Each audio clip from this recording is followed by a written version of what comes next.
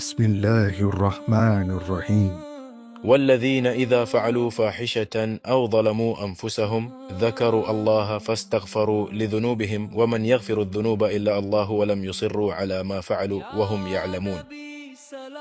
தவிர மானக்கேடான ஏதேனும் ஒரு செயலை அவர்கள் செய்துவிட்டாலும் அல்லது ஏதேனும் பாவத்தினால் தமக்கு தாமே தீங்கிழைத்துக் கொண்டாலும் உடனே அவர்கள் மனப்பூர்வமாக அல்லாஹ்வை நினைத்து தங்கள் பாவங்களுக்காக மன்னிப்பு தேடுவார்கள். அல்லாஹ்வை தவிர வேறு யார் பாவங்களை மன்னிக்க முடியும்? மேலும் அவர்கள் அறிந்து கொண்டே தங்கள் பாவ காரியங்களில் தரிபட்டிருந்து விடமாட்டார்கள்.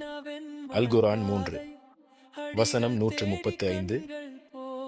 ஊலிக ஜஸாஉஹும் மக்ஃபிரத்துன் மின் ரப்பிஹிம் வஜன்னத்துன் தஜ்ரி மின் தஹ்திஹா அல்-அன்ஹரு ஹலிதீன ஃபீஹா வநிஅம அஜ்ருல் அமிலீன்.